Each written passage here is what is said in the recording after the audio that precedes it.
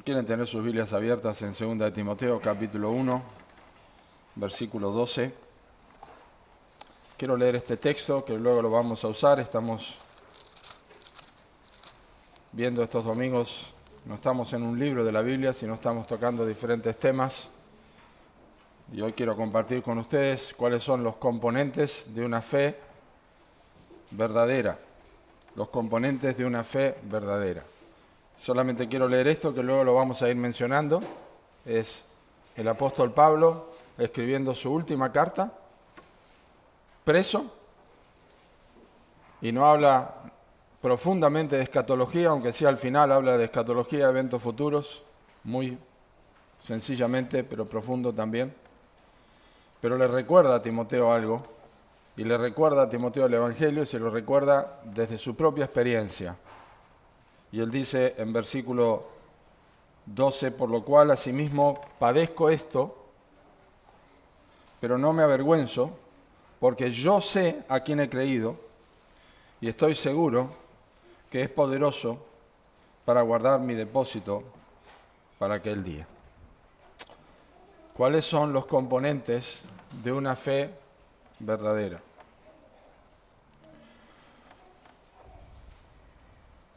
No sé si han ido alguna vez a comprar algo de cuero. No sé si Juan vende cosas de cuero, pero justo de casualidad. Pero cuando uno va a comprar algo de cuero a un lugar, uno quiere saber si el cuero es genuino. Y no le alcanza con que atrás diga cuero genuino. Entonces hay algunas cosas que se puede hacer, después me corregirán si no, para saber si el cuero es genuino. Una inspección visual que tiene que ver con la textura natural. El cuero auténtico tiene imperfecciones, ¿verdad? Bordes ásperos. Una prueba de olor también hay que hacerle al cuero.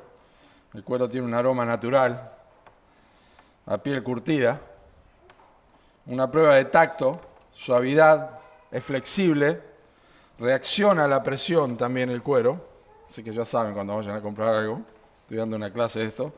También hay prueba de agua, solo en áreas no visibles, absorbe una gota de agua sobre el cuero. Si es auténtico, lo va a absorber lentamente el cuero. La prueba de fuego también no se recomienda para artículos valiosos, por supuesto. Resistencia al calor, uno acerca una llama con precaución por un segundo y el cuero genuino se oscurece pero no se quema, ni se derrite, lo contrario al sintético, que huele a plástico. Macana si uno se da cuenta en la casa de eso. Y luego, por supuesto, las etiquetas y la certificación. Si dice cuero genuino, muchas marcas lo tienen.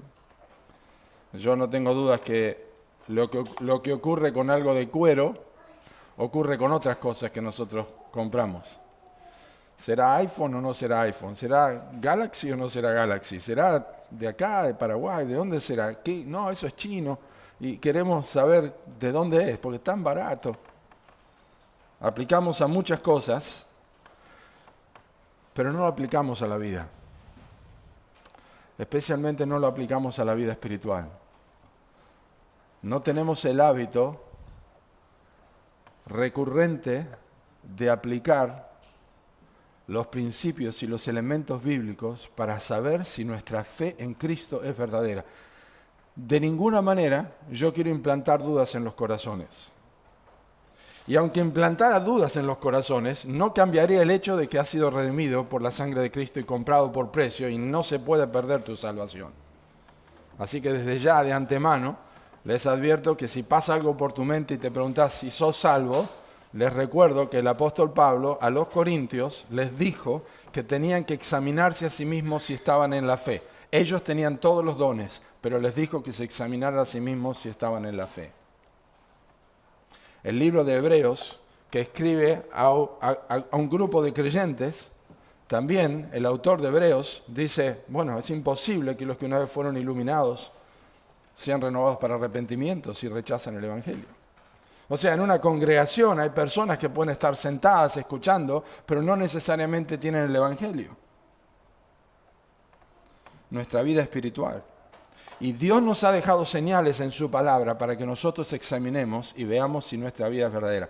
Y creo yo que entendemos que es un tema importantísimo, porque nadie que está aquí sentado puede negar que después de la muerte, encontrándose frente a Dios y verlo como un juez y no como un padre, habiendo estado en la iglesia, habiendo sido miembro, habiendo sido bautizado, habiendo cantado, habiendo hecho todo lo que uno se imagine, no pensará en ese momento qué macana terrible y eterna me mandé con todas las evidencias que estaban en las Escrituras y no presté atención. Así que yo quiero compartir con ustedes algunos elementos que convergen en tres áreas importantes de la fe verdadera: el conocimiento, la convicción y la confianza. Son tres palabras con la misma letra: conocimiento, convicción y confianza. Y vamos a ver cómo el apóstol Pablo de alguna manera representa esto. Pero quiero primero que me acompañen, no pierdan 2 Timoteo, capítulo 2, versículo 12. Quiero que me acompañen a Santiago, capítulo 2, porque este es uno de los textos también más importantes para que nosotros nos movamos de nuestro asiento, nos acomodemos en nuestra silla un poco mejor cuando leemos esto y vemos que está escribiendo a personas, Santiago, a los cuales les llama 15 veces hermanos. 15 veces les llama hermanos en la carta. Y dice en capítulo 2, versículo 14, así: hermanos míos, ¿de qué aprovechará si alguno dice que tiene fe y no tiene obras? ¿Podrá la fe salvarle? Y si un hermano o una hermana están desnudos y tienen necesidad de mantenimiento de cada día, y alguno de vosotros le dice: id en paz, calentaos y saciaos, pero no les dais las cosas que son necesarias para el cuerpo, ¿de qué aprovecha? Así también la fe, si no tiene obras, es muerta en sí misma. Pero alguno dirá: tú tienes fe y yo tengo obras. Muéstrame tu fe sin tus obras y yo te mostraré mi fe por mis obras. ¿Tú crees que Dios es uno? Bien haces.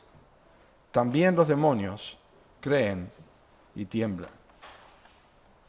¿Qué es una fe verdadera? No es fácil definir la fe. No es fácil definir la fe. Spurgeon dijo que es muy difícil definir la fe. Él escribió un libro cortito que se llama Solo por Gracia, donde da ciertas descripciones de la fe muy importantes. Pero básicamente Spurgeon, yo y muchos otros pastores pueden googlear y buscar, encontrarán que pasan por estas tres cosas: conocimiento, convicción y confianza. Conocimiento, convicción y confianza. Esas tres áreas vamos a ver hoy y quiero explicarlas cómo son. Pero la fe es importante porque es el único camino y medio a la justificación por la fe. La justicia de Cristo aplicada a un pecador es solamente posible por medio de la fe, pero la fe bíblica, la fe genuina, porque todo el mundo tiene fe. Los ateos tienen fe. Las personas que suben a los aviones tienen fe en el piloto. Ustedes tienen fe porque se han sentado en un banco que creen que lo sostiene. Hemos hecho un montón de cosas por fe, porque básicamente significa que creemos que algo va a pasar. El tema es que la fe bíblica necesita centrarse específicamente en el objeto que la Biblia enseña.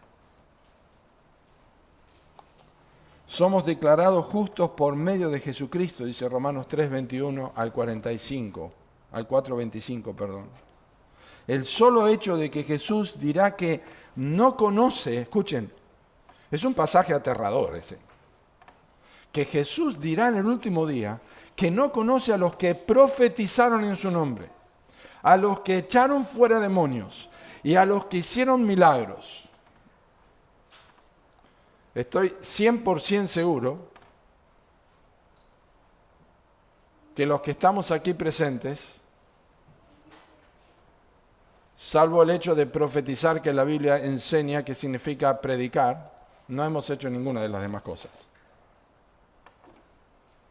Jesús va a decirle a estas personas que hicieron estas tres áreas ministeriales, en su nombre, les va a decir que yo nunca los he conocido. De manera que pasar por alto el tema de la fe verdadera en la Escritura es una necedad absoluta, es un homicidio, es un suicidio, perdón. es un suicidio. Es un homicidio también si la conocemos y no la enseñamos a otros. Considerarlo bien puede significar que descubras tu condición espiritual lejos de Dios, o de lo contrario, como expliqué, puede servir para afirmarte más por el hecho de que realmente Cristo, esta es la fe que yo tengo la fe bíblica. Pero hay otra razón por la que la naturaleza de la fe salvadora es importante. La fe bíblica, la fe que describe la Escritura, que realmente salva a una persona. Y es que muchos de los problemas con los que los cristianos luchan regularmente, como la seguridad, la tentación, el sufrimiento, la apatía, el contentamiento y la obediencia, a menudo se deben a malos entendidos fundamentales sobre la naturaleza y la fe salvadora. Es decir, las preguntas que generan nuestras limitaciones en la vida espiritual, nuestros desvíos, nuestros pecados, nuestras falencias y nuestra frialdad, las preguntas que generan en una o más oportunidades en nuestra conciencia, ¿seré salvo?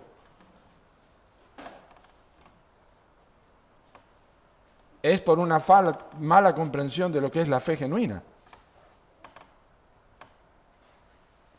La carta de Santiago, como dije, está dirigida a hermanos en Cristo. Y sin embargo aparece esta advertencia que está aquí. De hecho, el párrafo que comenzamos, Santiago le llama hermanos amados. ¿Qué dirías si te mandan una carta en estos términos? Hermano amado, hermana amada, ¿de qué aprovecharás si tenés fe y la fe no? ¿Sabés que los demonios creen y tiemblan? ¿Qué dirías si te recibís una carta con estos términos? Bueno, déjame decirte una cosa. Esta carta se te envió a vos. Esta carta tuvo receptores originales. Claro que sí. Pero se te envió a vos y se me envió a mí. Los pastores leen esta carta. Los pastores leen estos textos. Santiago dice expresamente, no en estas palabras, pero es claro por el contexto, lo que está es la evidencia, es la conclusión. Santiago dice que los demonios tienen fe. Tienen fe.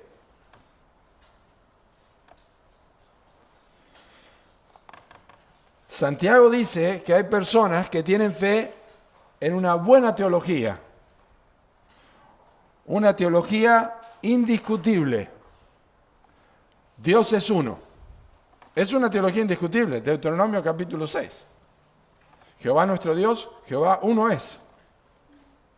Eso es mejor que ser de la religión hindú, que tienen cientos de dioses, que no matan las vacas porque son dioses, que no matan las moscas porque son dioses, que no matan los monos porque son dioses, y no se puede matar nada porque la reencarnación. Los hindúes tienen muchos dioses, o sea, yo creo que Dios es uno, eso es mucho mejor que ser hindú.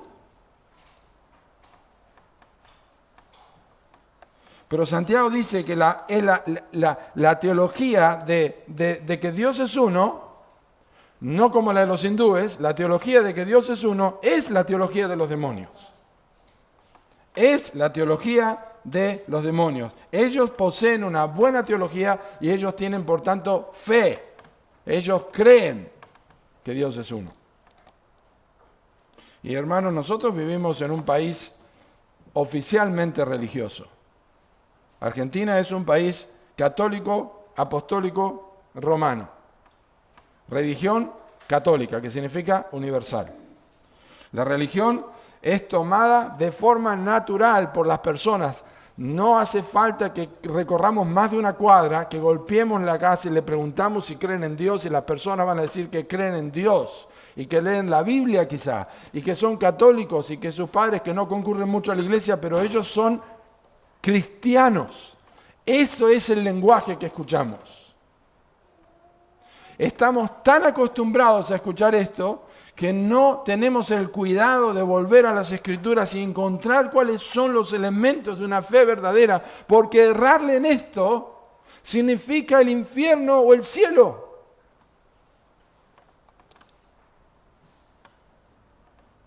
La religión que fue inculcada desde niños, con o sin mucho contenido o pasión, o yo soy evangélico, de cuna me llevaban a la iglesia, como mi caso, por ejemplo, y el caso de quizá otros que están aquí presentes.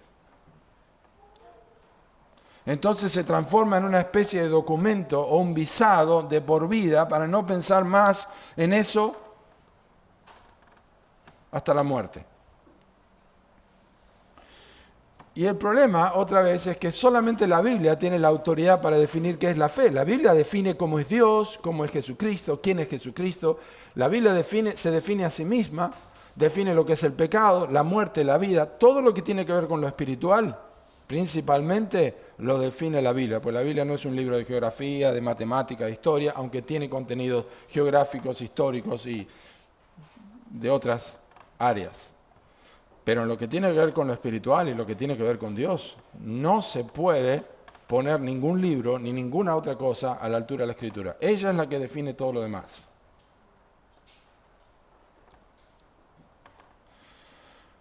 Y por lo tanto define lo que es la fe verdadera. Ahora vamos a ver, a través del ejemplo del apóstol Pablo, cómo estas tres cosas que mencioné, conocimiento, convicción y confianza, se observan en su vida. Pero primero quiero dar una simple definición de la fe que salva. Quiero dar una definición de la fe que salva. Muy simple. La fe salvadora es la fe que no solo conoce y comprende los hechos acerca del Evangelio de Jesucristo, sino que también confía en la persona y obra de Jesucristo para salvación. La fe histórica comprende las afirmaciones de las Escrituras. La fe temporal parece entender y confiar en ellas durante un tiempo, pero la fe salvadora es una convicción y una confianza firmes en la persona y la obra de Jesucristo. Si quieren un texto de la Escritura o un pasaje de la Escritura que ilustra lo que acabo de expresar, es la parábola del sembrador. Todos, absolutamente, en la parábola del sembrador recibieron la palabra. Todos, absolutamente, recibieron la palabra. Inclusive el suelo duro. La palabra llegó hasta allí. Entonces, ¿qué es la fe verdadera? Dice el catecismo de Heidelberg. Un catecismo es una enseñanza a través de preguntas con una respuesta. Nosotros no lo hacemos, pero no está malo. Si quieren hacerlo con sus hijos, preguntas, obviamente catecismo bíblico. Y dice así, esto se ha formado a través de los años, no es nuevo, a través de la historia, la Iglesia ha establecido los principios tomados de la Escritura que definen lo que la Biblia enseña para nuestra mejor comprensión. Y dice que la fe verdadera no es solo un cierto conocimiento que me hace considerar como verdadero todo lo que Dios nos ha revelado en su palabra, sino también una plena confianza que el Espíritu Santo obra en mi corazón mediante el Evangelio y en que no solamente a otros, sino a mí, Dios me da gratuitamente la remisión o el perdón de pecados, la justicia eterna y la salvación por gracia, solamente por gracia y en virtud de los méritos de Cristo. Eso es lo que enseña el Catecismo de Génesis de Heidelberg en el artículo 21. No solamente a mí, sino a otros da gratuitamente el perdón de pecados. Esa es la fe salvadora, la fe verdadera, es una plena confianza, pero es una obra del Espíritu Santo en el corazón. Ahora bien, tres áreas que definen o evidencian o son los elementos, los componentes de una fe verdadera. El primer lugar es el conocimiento, es decir, una fe que sabe, una fe que sabe. Pablo dice, yo sé a quién he creído. Yo sé a quién he creído. Usamos esa expresión yo sé muchas veces en el día. Yo sé dónde vivo, yo sé dónde vive tal persona, yo sé lo que hay que comprar, yo sé dónde se encuentra esto, yo sé, y estamos expresando que nosotros tenemos conocimiento. Bueno, el conocimiento es importante.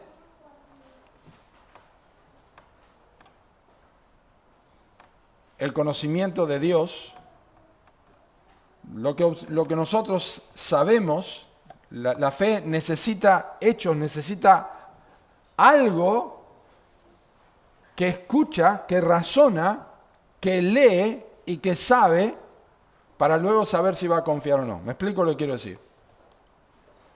Es decir, la Biblia enseña que Jesucristo fue un hombre que vino a este mundo y que vivió sin pecado y fue a la cruz del Calvario y pagó el precio del pecado en la cruz. El conocimiento de que Dios existe, el conocimiento de que la Biblia es la palabra de Dios, el conocimiento de que el pecado entró en el mundo, Génesis capítulo 3, el conocimiento de que el pecado es condenado por Dios, de que la paga del pecado es muerte, el conocimiento de que Cristo fue crucificado no por su culpa, sino por mi culpa y por tu culpa. 2 Corintios 5:21, al que no conoció pecado, Dios por nosotros lo hizo pecado, no pecador, pecado, para que nosotros fuésemos hechos justicia de Dios en él. El conocimiento de que cuando la Biblia dice en Romanos 3:23, por cuanto todos pecaron, están destituidos de la gloria de Dios, todos te incluye a vos y a mí. Eso es algo que nosotros adquirimos en nuestra cabeza cuando leemos la Escritura. Conozco los principios bíblicos, sé los principios bíblicos, soy informado por la Escritura, soy informado de estas verdades, soy informado por medio de las Escrituras que Jesucristo se levantó de los muertos, soy informado por medio de las Escrituras que la luz vino al mundo y los hombres y mujeres, la raza humana, en todos los tiempos rechazó la luz y amó más las tinieblas que la luz. Y soy informado por las Escrituras que el que cree tiene vida eterna, pero el que no cree ya ha sido condenado. Eso me lo informa la Escritura. Yo tengo que tener conocimiento de esto. Y que hay una condenación eterna para el pecador no arrepentido y que no tiene fe verdadera. Por eso cuando Pablo escribe a los Romanos en capítulo 8 dice, no hay ninguna condenación para los que están en Cristo Jesús. Es decir, excluye a los que no están en Cristo Jesús. Los que no están en Cristo Jesús están bajo condenación. Conozco por medio de la Biblia, adquiero conocimiento de que después de la muerte es el juicio, que está establecido para todos los seres humanos que mueran una sola vez. Y después de la muerte es el juicio. No existe chance, no existe posibilidad. Por el amor de Dios, no existe forma en que te salves si morís sin Cristo. No hay forma, no hay vuelta atrás. No importa la edad que tengas, tenés 8, 5, 10, 20 años, 40, 50, 80, 100. Si sabés que vas a morir y no estás preparado, cuando mueras, la primera cosa que vas a ver es la cara del juez y no vas a poder abrir la boca. No le vas a poder decir que te bautizaste, no le vas a poder decir que leíste la Biblia toda la vida, no le vas a poder decir que ibas a la iglesia, no te van a preguntar nada de eso, te vas a dar cuenta que era una hipocresía en tu vida si no tenés fe verdadera. Si tenés fe verdadera, va a ser como dice Isaías, mis ojos verán al Rey en su hermosura. Estar con Cristo, lo cual es muchísimo mejor. Pero como decimos, al que le queda el saco, que se lo ponga. Por tanto, la fe salvadora, genuina, tiene que ser intelectual. Tiene que ser intelectual. Debe saber ciertas cosas sobre Dios y su voluntad. La fe no es un salto al vacío. La fe no es un salto al vacío. La fe salta al vacío porque tiene un paracaídas. Pero saltar sin paracaídas es una locura, que es lo que la mayoría de la gente hace. Saltan al vacío sin la fe verdadera y avanzan en su vida como si ya todo estaría arreglado con Dios. Pero no es así. La fe no cree sin razón. Yo salto al vacío porque yo creo que lo que tengo en la espalda se va a abrir en el momento que yo tire de la cuerda. No es meramente un sentimiento o un compromiso obstinado, desprovisto de toda doctrina. La fe cree en los hechos, la fe no es emocional, la fe es emocional luego de que ha entendido lo que significa, pero la fe no es un salto al vacío, la fe no es presunción. La fe no va por la calle, es como si fueras por la calle, la primera persona que encontrás cruzando la calle y necesitas que te haga una cirugía del corazón. No, no es así. ¿Sabés que irías al médico correcto? Todos estos aspectos son personales. Pablo dice, yo sé a quién he creído. Pablo dijo, yo sé a quién he creído. Son personales, es decir, nadie puede creer por vos. Nadie puede creer por vos. Dios no tiene nietos. Dios tiene hijos. Y los hijos llegan a ser hijos de Dios por el nuevo nacimiento. No nacen en este mundo como hijos de Dios. Como criaturas de Dios, por supuesto que sí. Creados a imagen y semejanza de Dios. Pero no hijos de Dios espirituales. Pablo tenía en este conocimiento, tenía una relación personal. Una relación personal. Yo sé a quién he creído. La pregunta es, ¿hasta qué tanto tu conocimiento es personal o tu conocimiento de Cristo es porque te lo contaron otros solamente? Y estás acostumbrado a repetir como un loro todo lo que sabes de Cristo. Pero también este conocimiento fue relacional en el apóstol Pablo, no era meramente intelectual como el conocimiento de los demonios. Relacional, ya usamos este texto, lo voy a volver a mencionar. La Biblia utiliza frecuentemente la palabra conocimiento para referirse a una relación cercana. Por ejemplo, cuando Cristo usa en Mateo capítulo 7, versículos 22 al 23, no profetizamos en tu nombre, no hicimos muchos milagros en tu nombre, echamos fuera demonios, etcétera, etcétera. Cristo les dirá, nunca os conocí. Apartados de mí, hacedores de maldad. Nunca los conocí. Ese conocimiento de Cristo significa que Cristo no tenía un conocimiento relacional con ellos. No había una relación con estas personas. Sabía acerca de ellos, claro que sí, tenía conocimiento de ellos, pero no tenía una relación con ellos, ni ellos con Cristo. Otro ejemplo, por supuesto, es Mateo capítulo 1, versículos 24 a 25, donde nos dice en la figura que José no conoció a su mujer hasta que hubo dado a luz a su hijo primogénito. Y la palabra allí conocer es un eufemismo para referirse a la relación íntima que tiene un hombre y una mujer para concebir y tener un niño. Pero habla de intimidad, esa es la idea. No la conoció, no tuvo intimidad con ella. Lo que esto nos dice es que cuando Jesús define la vida eterna en términos de conocimiento en Juan 17:3, esta es la vida eterna, que te conozcan a ti, al único Dios verdadero y a Jesucristo, a quien has enviado, se refiere a conocer a Dios en la más íntima de las relaciones. Y no estoy hablando de la mediocridad con que a veces sufrimos nuestra vida en relación con Dios, porque muchas veces pasa, sentimos frialdad, estamos... Pero yo te pregunto, ¿la relación tuya con Cristo es una relación genuina? No te estoy preguntando si estás leyendo la Biblia. Te estoy preguntando si tenés una relación con Cristo como persona. Porque esto es lo que la Biblia enseña. Si hablas de leer la Biblia, acordate que los que están aquí echaban fuera demonios y hacían milagros. No decían que leían la Biblia. Eso me imagino que era de una. ¿Qué tipo de conocimiento de Cristo has tenido? Porque 1 Corintios capítulo 1, versículo 9 dice, fiel es Dios por el cual fuiste llamados a la comunión con su Hijo Jesucristo. Es decir, el momento que la fe verdadera actúa por obra en conocimiento es porque va a haber una relación.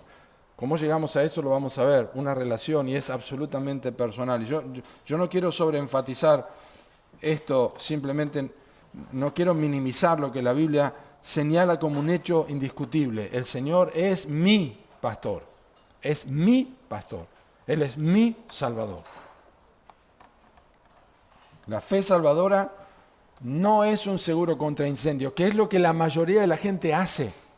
yo creo mucho en Dios, yo confío mucho en Dios, Dios me va a sacar de esto, Diosito aquello, Diosito el otro. Es un seguro de incendio que lo usan cuando las papas pelan. Pero la salvación, la fe salvadora, no es un seguro de incendios. Tiene que ver con el corazón, tiene que ver con el alma, con todas las fuerzas. No es la oracioncita de mañana, Señor, ayúdame en este día. Y al final de la noche, Señor, ayúdame, gracias por los alimentos. Y yo lloro a Dios todos los días. No es eso la fe salvadora. Es conocimiento, en primer lugar, conozco los hechos, conozco el pecado, conozco la gracia de Dios, conozco que Cristo ha venido, conozco que ha muerto, conozco que hay una condenación, conozco del cielo, conozco del infierno, lo sé, intelectualmente lo leo y entiendo lo que está allí, lo leo en castellano, el idioma que lo lea, pero lo leo y lo entiendo, es un hecho, es un dato histórico.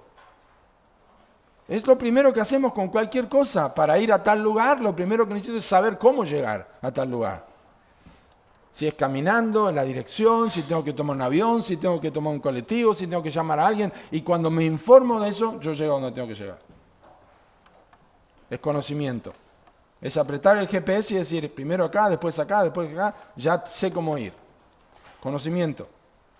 La segunda cosa, el segundo componente de la fe verdadera es la convicción. Que es una fe que transforma. Es una fe que transforma. Pablo dice, yo he creído y estoy seguro. Yo sé a quien he creído y estoy seguro, dice Pablo. De la cabeza al corazón. Hay 45 centímetros de la cabeza al corazón. Y obviamente cuando la Biblia habla del corazón, no habla de la bomba, sino de todas nuestras emociones, nuestra voluntad, nuestros deseos. Pero simbólicamente, de la cabeza al corazón hay 45 centímetros aproximadamente, y alguien puede perderse por toda la eternidad, porque no ha transitado 45 centímetros espiritualmente, desde lo que entiende hasta lo que transforma su vida. Las convicciones, la fe que transforma, pudiéramos decir que es algo que afecta las emociones. Las emociones son dadas por Dios. Las emociones pueden ser mal usadas o no, pero las emociones son parte de lo que Dios nos ha dado a nosotros. Y Pablo está escribiendo al final de su vida, y Pablo tiene emociones. Él vivió por la fe y muere por la fe que vivió. La convicción que hace que la fe nos transforme, es parte de la fe genuina, es un asunto que afecta de tal manera que transforma mi forma de vida, la cambia 180 grados.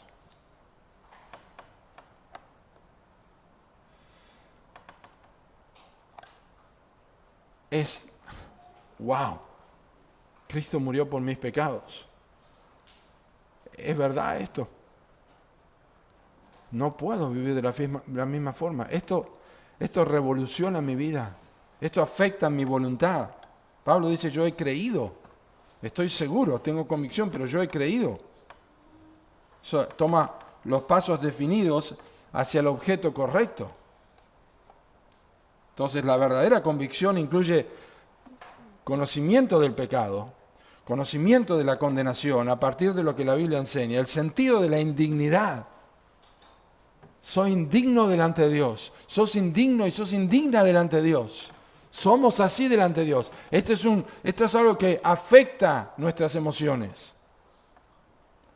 La certeza de la condenación, aspectos todos que fueron incluidos en la conversión del apóstol Pablo en Hechos capítulo 9.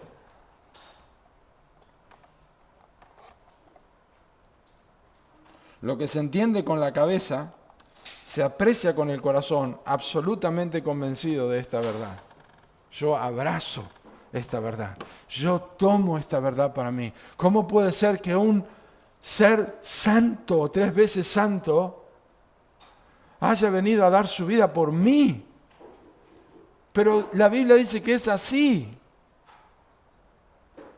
No importa el tipo de vida que hayas llevado o las oportunidades que hayas tenido, si en el momento estás como el ladrón en la cruz, que no pudo ir a una iglesia, no pudo ofrendar, no pudo leer la Biblia, no pudo cantar, no pudo hablarle a nadie. Estaba en la misma condenación. Él dijo, estoy en la misma condenación. Y dijo, acuérdate de mí cuando vengas en tu reino. Abrazó la persona de Cristo. Sus emociones fueron transformadas de tal manera que Cristo le dijo, hoy estarás conmigo en el paraíso. Hoy te digo, hoy estarás conmigo en el paraíso. Tenía una convicción de que la persona que estaba allí era el justo, el santo, 3 veces santo. ¿Es eso verdad en tu vida? ¿O es religión solamente? Otra vez te digo, tu eternidad depende de la respuesta para esto.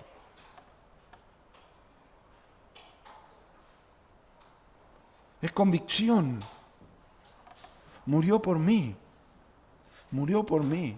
Dios es santo, realmente es santo. Realmente resucitó el Señor Jesucristo. Realmente el pecado es una realidad en el ser humano, en mi propia vida. Soy egoísta, he mentido, he tenido malos pensamientos, he sido hipócrita, he pasado por tantos pecados en mi mente, de hecho, en pensamiento, en palabra o en hechos, en mi vida. Si hubiera cometido un pecado solamente por día en mi vida, calculá cuántos has cometido durante los años que tenés. 365 por 8 años, por 20 años, por 30 años, por 80 años. Pero sabés que no es verdad que has pecado una sola vez al día. Por eso la Biblia habla de la multitud de nuestras transgresiones y la multitud de nuestros pecados. Es un hecho. Y necesito abrazar a aquel que dice que Él llevó mis pecados en la cruz. Eso es convicción. Y finalmente, confianza. Es una fe que descansa en Cristo. El conocimiento es una fe que sabe. La convicción es una fe que transforma. Y la confianza es una fe que descansa en Cristo. Pablo dice, estoy seguro que es poderoso para guardar mi depósito para aquel día. Es una imagen bancaria, ¿no? La que está usando Pablo. O sea, mi vida está puesta en mejor banco. O sea, nosotros, si tenemos plata en el banco, abrimos una cuenta y hoy día, ¿no? Bueno, ¿qué banco escogemos? Pero básicamente la gama de bancos en Argentina es confiable y abrimos una cuenta y depositamos. Y estoy seguro que es poderoso ese banco, humanamente hablando, para guardar mi depósito para el día que lo necesite. Bueno, Pablo está confiando su vida eterna. Esto es confianza. Esto es decir, el paracaídas que tengo acá realmente se va a abrir. Porque lo que Cristo es lo que dice que es. Cristo hará lo que ha prometido y Cristo va a cumplir lo que prometió. Eso es confianza. La verdadera fe, la fe bíblica, confía. Lo que no hacen los demonios. Lo que no hacían los hombres de los predicadores de Mateo capítulo 7. Entonces, ¿cuál es la diferencia? La diferencia es que la confianza está puesta en el objeto correcto y demostrado indudablemente. Es una confianza que es ineludible para que tienen conocimiento y convicción. No se puede eludir el hecho de que tiene que confiar, porque de lo contrario, todo lo anterior no tiene convicción, y si no tiene convicción es porque no cree que sea cierto. ¿Me entienden? O sea, es ineludible confiar. Si tengo convicción, lo quiero abrazar. Segundo, ahora vamos a ver un ejemplo, es porque tengo conocimiento de este hecho. Entonces Pablo confiaba en una persona. Ya sabemos que en el libro de Filipenses Pablo hace una lista de todo lo que él era como religioso. Nadie sobrepasaba al apóstol Pablo en su religión. Y él dijo, esto es estiércol, porque esa es la palabra que usa el griego. Esto es estiércol. Mira, hasta que no consideres tu vida religiosa como estiércol, voy a usar la palabra vulgar, caca, para que los niños entiendan. Hasta que no entiendas que toda tu vida ha sido, y todas tus obras han sido como caca, delante de Dios, no vas a tener perdón de pecados. Pablo dijo, todo esto no sirve para nada. Algunas personas confían en una oración, la oración del pecador. Yo hice la oración del pecador. ¿Sabes que este tipo de evangelismo existió? La gente va con folletos, le habla a la persona y ve que tiene interés, pero no, un momento, ¿quiere hacer esta oración conmigo? ¿Y cómo no? Para que sacámoslo encima. Y hace la oración del pecador. Dios, soy pecador, te pido que me perdones por mis pecados, sé que Cristo murió por mí, amén. Dios les bendiga, lo esperamos en la iglesia. Nunca aparece, o sea, aparece cada tanto, pero... Y después del tiempo dice, pero yo hice la oración de fe. La salvación no es la oración de fe. Otros confían en su bautismo, otros en que vienen de familia cristiana, otros porque hace mucho que se congregan, otros porque tratan de hacer las cosas lo mejor que puedan, otros porque son honestos, otros porque han sufrido en su vida y no puede ser que Dios no los tome en cuenta, otros porque no se dejan llevar por ídolos, otros porque confían en una vida moral, etcétera, etcétera, etcétera. Todos confían en diferentes cosas, pero la fe, el único objeto donde pone su confianza es la persona de Jesucristo. O sea, saber los hechos no es suficiente, los demonios lo saben, ellos saben los hechos. Se necesita creerlo, pero también se necesita demostrarlo por medio de la vida, demostrar lo que se cree. La verdadera fe persevera porque ha encontrado el objeto correcto donde depositar su confianza y lo demuestra. Estaba escuchando al pastor Pelufo ayer y mencionaba el caso de la mujer de Mateo capítulo 15, la mujer sirofenicia.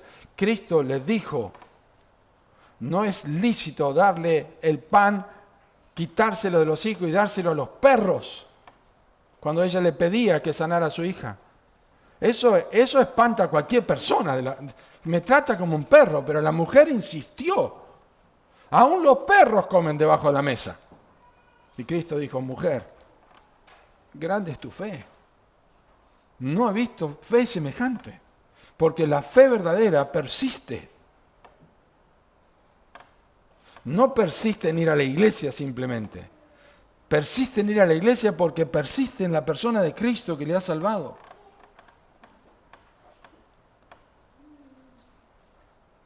Ahora, déjenme ilustrarlo una vez más. Aquí hay una banqueta. Esta es una banqueta de madera. Absolutamente y emocionalmente estoy diciéndoles que yo creo que esta es una banqueta de madera, que es fuerte. La miro de todos lados, tiene 4 patas. Conozco que sostiene porque he visto personas sentadas acá. Conozco su contextura y la observo de todos lados y sé lo que es. Tengo la convicción de lo que es. Siento profundamente que es una banqueta, pero la única forma de demostrarle a todos que esto es lo que yo digo que es, que yo creo que es, que va a ser lo que creo que dice que va a ser, es que yo simplemente me siente en la banqueta. Y lo que acabo de hacer es depositar mi confianza, mi cuerpo en esta banqueta. Eso es lo que significa confiar en Cristo. Yo puedo saber que soy pecador y que no puedo salvarme a mí mismo y que Cristo es el Hijo de Dios, que Él es el Salvador de los pecadores. Puedo sentirme emocionalmente atraído hacia ese mensaje con cierta pasión y convicción. Sin embargo, la evidencia singular de que sé personalmente, de que estoy ciertamente convencido de que Cristo es mi Señor y Salvador, es cuando descanso en la persona de Cristo, cuando me postro delante de la persona de Cristo, cuando le digo, soy realmente un pecador y necesito a Cristo. Ese es el momento en que yo creo en el Evangelio.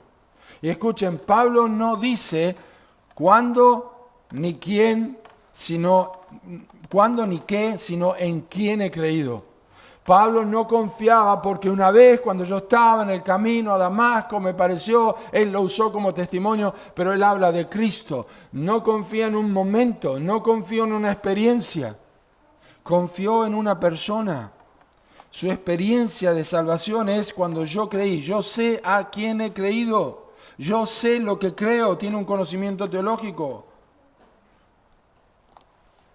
La relación de Pablo con Cristo es de persona a persona. Yo sé a quién he creído. No, yo sé qué he creído. No, yo sé cuándo he creído. Yo sé a quién he creído. Es una persona, es la persona de Jesucristo. Él es poderoso. El cristianismo siempre nos llevará a un modo de vida religioso, claro que sí, pero no es la religión la que nos salva, sino la religión que nos lleva a Cristo. Y esa es la fe verdadera. Es una relación con Cristo que nos lleva a vivir una vida santa ante los ojos de Dios. Así que el apóstol Pablo, en 2 Timoteo 1:12, resume perfectamente los componentes de una fe verdadera. Tenía conocimiento, yo sé a quién he creído. No solo tenía datos sobre Cristo, tenía una relación personal con Él. Tenía convicción, estoy seguro, no era una creencia superficial, sino una certeza arraigada en su vida.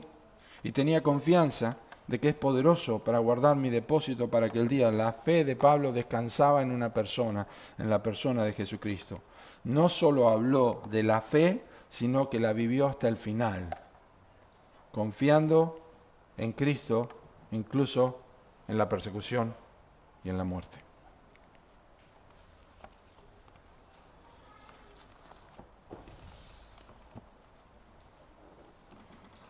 Yo confío plenamente en la obra del Espíritu Santo a través de su palabra. Pero también soy consciente de los engaños de la mente y del corazón. Yo quiero pedirte encarecidamente que no te vayas de acá sin hablar conmigo. Si entendiste que la fe que tenías no era una fe verdadera,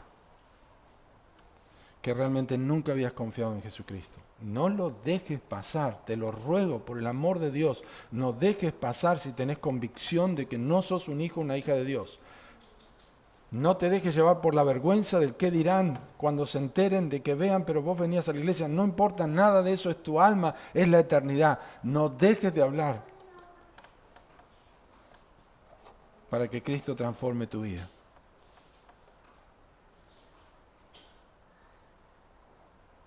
Estoy leyendo un libro que se llama De las brasas a las llamas, de lo que casi se está apagando a lo que se está levantando, nuevo. Y el autor de este libro dice que cuando predicó su primer mensaje en una iglesia en Miami, hace muchos años atrás, predicó el mensaje del Evangelio y predicó sobre 2 Timoteo 1:12. Y había quedado arreglado con la organista que cuando él pasara, ella iba a tocar algo. Y cuando él comenzó a orar, después del sermón, el órgano no sonaba. Y siguió orando y el órgano no sonaba. Así que abrió sus ojos, y cuando abrió sus ojos, la organista estaba de rodillas, clamando por salvación. Porque había estado en la iglesia durante años, había tocado la música durante años, tenía conocimiento de todo lo que era, pero nunca había conocido a Cristo. Y al lado de ella estaba el diácono de la iglesia, que tampoco había entendido el Evangelio. Era su primer sermón en esa iglesia. Así que estas historias pueden ser relativas, pero también puede pasar en nuestra congregación. Y hablo con carga en mi corazón, porque quisiera que todos los que están en este lugar realmente tengan certeza de salvación. Y no estoy poniendo en duda a los miembros de la iglesia, solamente estoy dejando que el Espíritu Santo obre. No tengo nada en mi cabeza, no es un mensaje preparado por si las dudas, no, esto es lo que Dios puso en mi corazón. Así que yo te animo, si realmente Cristo no es tu Salvador, si realmente nunca te has arrepentido de tus pecados, porque dentro de otros domingos vamos a hablar sobre este tema, pero si nunca te has arrepentido y hoy entendés realmente lo que significa confiar en Cristo, yo te pido no te vayas, habla conmigo, no tengas vergüenza, para que tengas salvación. Oramos. Amado Padre que estás en los cielos, queremos agradecerte en esta hora por tu palabra. Y pedimos, Señor, que el Espíritu Santo caiga sobre nuestra congregación, obres transformando niños, adolescentes o personas mayores que no tienen salvación, que han confiado en algún conocimiento, pero nunca en la persona de Jesucristo, el único que los puede salvar. Señor, ten misericordia y alcanza a estas personas que no tienen aún perdón y están ahora compungidas, convencidas, bajo el poder de tu mano y el escrutinio de tu palabra, de que necesitan abrazar con confianza plena la persona de Cristo para tener una fe verdadera. Te lo rogamos en el nombre del Señor Jesucristo.